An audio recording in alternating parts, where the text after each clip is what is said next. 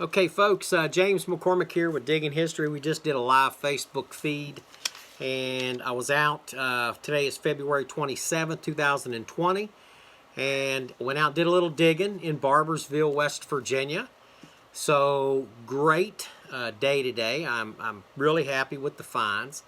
But I was able to locate a firing line today, and I wanted to kind of do a little bit of a class on this. On what it means to find a firing line and what are some of the telltale signs. Well, I started to find dropped bullets. Now, one of the first ones I found is this bullet right here. Now, it's hard for you to see it, but you can actually see the line right here, you know, where this thing is never been fired, you know, and it was dropped. And then this one and this one, but I started to find these bullets dropped in a line about 15 feet apart. Boom, boom, boom. Now, during the battle, they had established a firing line. Now, people have not been able to find some of this stuff because the earth has been moved a whole lot. Well, fortunately, I was in an area today where there hasn't been a lot of work done. And because of that, I was able to find one of the Union firing lines. In addition to that, I went up the hill, found several fired bullets. We have found at least 50 fired bullets in this area, you know, between location, you know, 1 and 2, okay? Where the Union Army was and where the Confederate Army was at. So when you're out doing metal detecting, look for some of those signs. If you start finding dropped bullets and they're in a row, look at that row. And if you can, you know, maybe you can even determine which direction. That's kind of hard with a dropped bullet because they just fall. And what happens is these soldiers, you know, were in a panic, being fired at, and they're trying to tear a paper cartridge, load their rifle, ramrod that thing down, put a firing cap on, and fire it. And they're trying to do that 3 times in a minute. During those events, you know, you got cannon shot going off, you got people shooting at you. They undoubtedly drop several bullets. So when you find these rounds, look and see. And I wasn't really paying attention, but I said, oh, this is a drop bullet. Oh, this is a drop bullet. Well, I worked my way up the hill. And as I got to the top of the hill, I turned around and I looked. And I could see, you know, where there was fresh earth dug, you know, where I had dug the bullets and refilled the holes. And it's been raining, so it was really easy to tell where I had been digging. And I'm looking, I'm thinking, holy cow, this is the firing line. And voila! So you start finding some of these bullets like that, and it's really, really cool. In addition, I found a 1807 large cent, and it's a copper.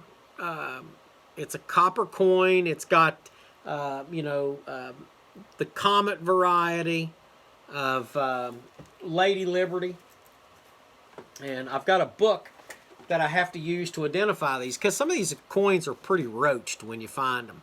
But this one I thought was really cool because if you see the hole here. Now, people would put a hole in the coin and they would sew their money inside of their pocket or they would sew it inside of their coat so that they wouldn't drop it or lose it or get it stolen. So if you find coins with a hole in it like that, that was done intentionally and most likely not for someone to wear on a necklace. This was done so that they could sew their money on the inside of their pocket so they wouldn't drop it. I was able to read the date on it. 1807 is the date on this penny, and it's smaller than the large cent that came along after that. So I found, you know, some of the bigger large cents, and they're a lot thicker. This was a very cool find. Not the oldest coin that I found, but pretty close. I did find a 1700s copper that you can barely make out, you know. anything on it. You know, I mean, you have to hold it up and get it wet a little bit so you can see the outline of Lady Liberty, or in that case, which was King George. So it was a King George coin. So finding some of these things today was really cool. So I had a great time, and tomorrow we'll be back out doing it again.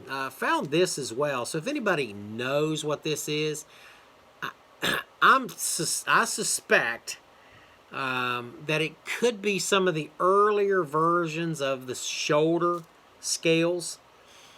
I'm not sure, but that's kind of what I think about when I see it.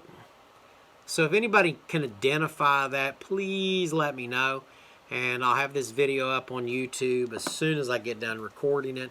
Found a newer pocket knife. Unfortunately, the blade was broke. That's kind of a bummer because it still works, what's left of the blade.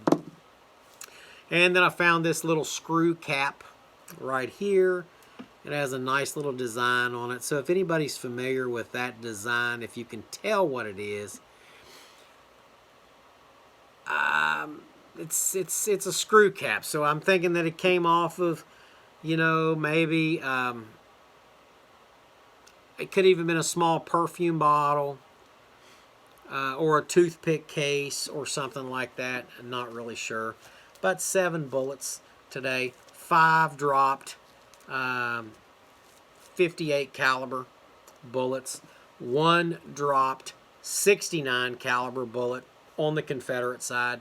And then 1 really cool bullet that some soldier carved on and actually split, and what I think they did is made a sinker and went fishing in the river, because the river's real close to this battle.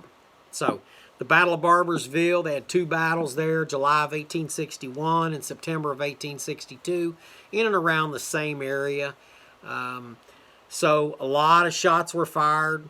Not many people were killed or wounded.